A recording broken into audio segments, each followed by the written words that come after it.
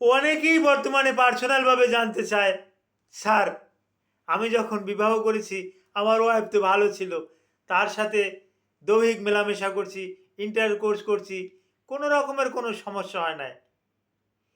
যেই না মাত্র একটা বাচ্চা হলো, আমার ওয়াইফ তো পর্দাশীল, আমি তাকে আর হসপিটালে নিলাম না, কোনো ক্লিনিকে নিলাম না, বাড়িতে বসে অভিজ্ঞ ধাত্রী দিয়ে তাকে ডেলিভারিটা করাইছি। এই ডেলিভারি করানোর পর একটা টিয়ার হয়েছে ওখানে। আহ, বলছি আমার ওয়াইফকে যে স্টিচ দেব, কিন্তু সে লজ্জার কারণে আর দিল না। কিন্তু এখন পায়খানার রাস্তা আর ওই মাসিকের রাস্তা এক হয়ে গেছে। শুধু স্যার এটাই না, এখন প্রায় সময় তার ওই জরায়ুটা নিচের দিকে নেমে যায়, বসতে পারে না, বসলেই জরায়ুটা বেরিয়ে যায়। এরকমের প্রায় প্রতিনিয়তই কম বেশি টেলিফোন এবং সরাসরি রুগী আমার চেম্বারে আসে। এই ব্যাপারটা নিয়েই আলোচনা করব, কেন এই ইউটেরাস স্থানচ্যুত হচ্ছে অল্প বয়সে। আসসালামু আলাইকুম রহমতুল্লাহি ওবরাকাতুহু। আমি ডাক্তার মীর শহীদুল ইসলাম। আমার চেম্বার শুভেচ্ছা 255, ঐতিহ্যবাহী শেখঘাট, সিলেট।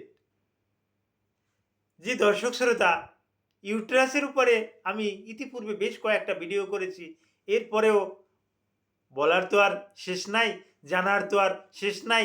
আমরাই তো বলি নলেজ ইজ আনলিমিটেড, জ্ঞানের কোনো শেষ নাই। The more you read, the more you learn. তুমি যতই স্টাডি করবা, তো যতই পড়াশোনা করবা, ততই জানতে পারবা। সুতরাং জানার কোনো শেষ নাই। সুতরাং আমিও আপনাদেরকে জানাতে চাই। তো হ্যাঁ, এই ইউট্রাস এটা একটা ভালো পজিশনে থাকে। এখন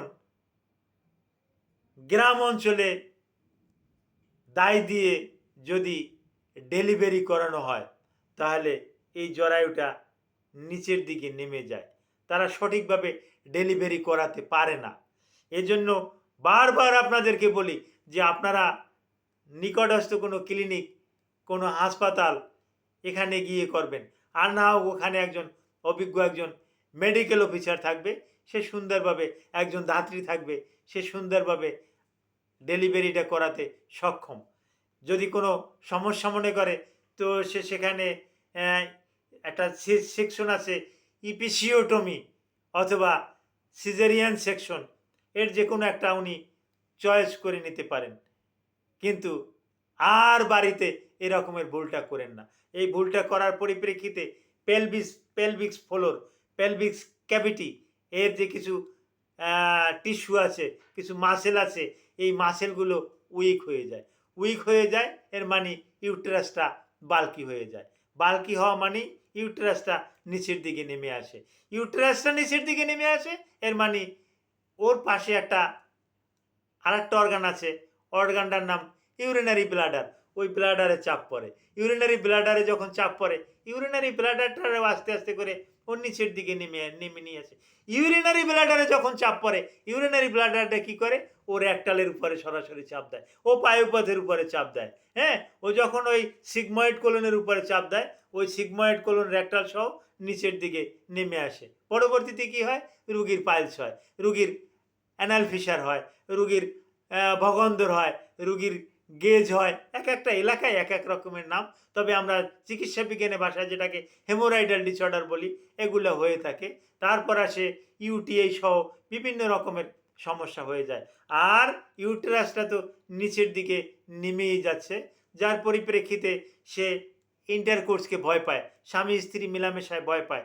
নিজে যদি আঙুল দেয়, ভ্যাজাইনের ভিতরে যদি আঙুল দেয়, তাহলে দেখা যাচ্ছে যে এই 1 ইঞ্চি প্রবেশ করানো মাত্রই জরায়ুর মুখটা, অর্থাৎ যেটা সার্ভিক্স, এই সার্ভিক্সটা হাতে বাজে। এই হাতে বাজে, যার পরিপ্রেক্ষিতে সে যৌন মেলামেশা করতে ভয় পায়, কারণ প্যানিসের আঘাতে ওটা আরও ক্ষতবিক্ষত হয়ে যেতে পারে এবং হচ্ছে, এবং যৌন মিলনে সে প্রচণ্ড ভয় পায়। সে স্বামীকে খুশি করতে পারে না, স্বামীকে এভাবে বুঝায় ওভাবে বুঝায় যে আমার শরীর খারাপ, এটা ওটা, এভাবে স্বামী বা কতদিন মান্য চলবে, যার পরিপ্রেক্ষিতে হ্যাঁ এই তার লাইফটাই কিন্তু এক রকমের শেষ হয়। তারপরেও এই রকমের সমস্যার সম্মুখীন যদি আপনি হয়ে থাকেন, কোনো রকমের কাল বিলম্ব করবেন না, সরাসরি আপনি অভিজ্ঞ ডাক্তারের সাথে যোগাযোগ করবেন। ডাক্তার আপনাকে প্র্যাকটিক্যালি আপনাকে পরীক্ষা নিরীক্ষা করে আপনাকে মেডিসিন দেবে। আপনি ভালো থাকবেন। Thank you all.